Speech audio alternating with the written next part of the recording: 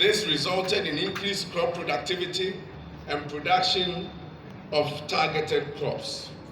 Yields of maize, rice, and soya bean, for example, increased by 135%, 67%, and 18% respectively, while production of cereals, legumes, and roots and tubers achieved food self-sufficiency in the major staples. It is also important to underscore that these achievements were realized despite the impact of the COVID-19 pandemic, the global disruptions in supply chains due to the Russia-Ukraine conflict, and the general global economic meltdown. Madam Chairman, the ministry's focus is to lead the transformation of agriculture in a way that makes it both climate resilient and sustainable. Over the past years, we have made significant strides, and today I want to highlight some of the key interventions that we are rolling out to achieve this goal. First, we are intensifying the promotion of climate-smart agricultural practices across the country. This includes the introduction of crop varieties that are drought-tolerant, early maturing and high-yielding seeds. In collaboration with our research institutions, development partners, and the private sector, the ministry is working to increase the access of improved crop varieties and breeds of livestock to farmers. Besides, we are promoting sustainable farming practices such as agroforestry, multiple cropping, conservation agriculture, and integrated pest management to reduce adverse environmental impacts and boost productivity. Expanding irrigation and sustainable water management. Access to sustainable water systems is a critical factor in building resilience to climate change and making all year-round production possible.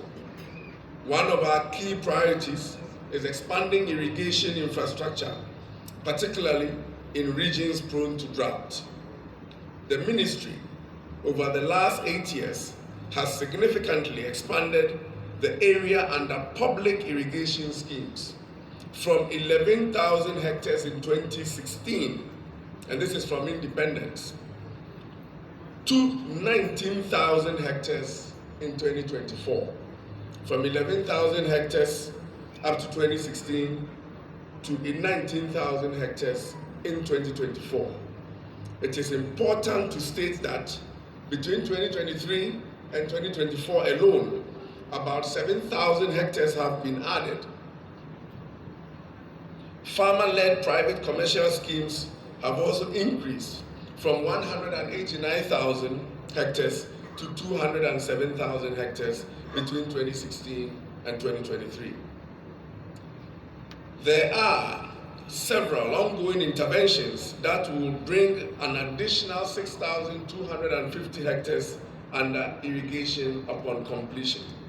They are the Afram Plains Economic Enclave Irrigation Project at 6 sites: Chiamanfrom, Kumewu, Atonsu, Kunedu, Ataniata, Ehinase, Pitiku for commercial and smallholder farming.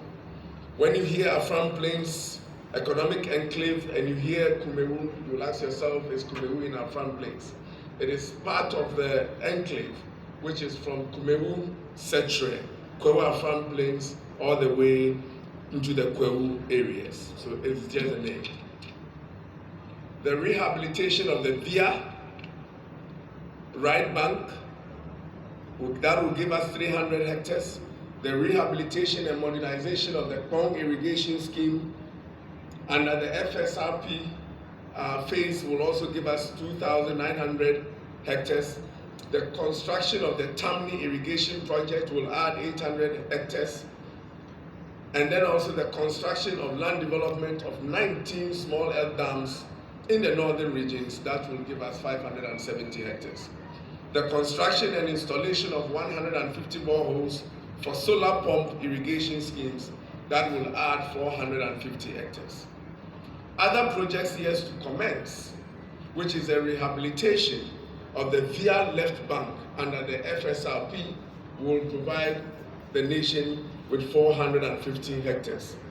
The rehabilitation and the modernization of the Tanoso irrigation scheme under FSRP will add 120 hectares. The rehabilitation and modernization of Weta irrigation scheme under FSRP will add 880 hectares. And then the construction of 15 irrigation projects under the Afram Plains Economic Enclave Irrigation Project Phase 2 will add 15,500 hectares. MOFA, in collaboration with MESTI, through the National Determined Contribution Action Project, has undertaken studies to explore investment options for solar-powered irrigation systems for smallholder farmers. This will reduce the cost of irrigation to farmers. Strengthening agricultural extension services. We understand that knowledge and skills of our farmers are crucial in adapting to climate change.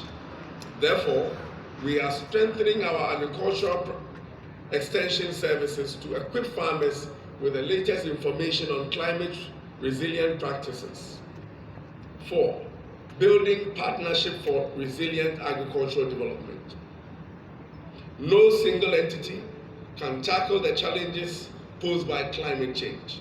Therefore, we are deepening our collaboration with various stakeholders, including the private sector, research institutions, development partners, and civil society. Through these partnerships, we are mobilizing resources, technologies, and expertise needed to build a more resilient agricultural sector. One key area of collaboration is in sustainable value chain development, which will ensure that our farmers not only produce more, but also get access to markets and fair prices for their produce. The input credit system. Under the PFJ 2.0, we have introduced an input credit system to ensure that farmers have access to critical inputs such as improved seeds and fertilizers and adopt climate-smart practices for enhanced productivity. To ensure a seamless integration of all actors and for effective delivery of all interventions under Planting for Food and Jobs Phase 2, the Ministry completed the development of an integrated digital solutions platform, the Ghana Agriculture and Agribusiness Platform, GAP. The GAP has enabled the Ministry to identify and register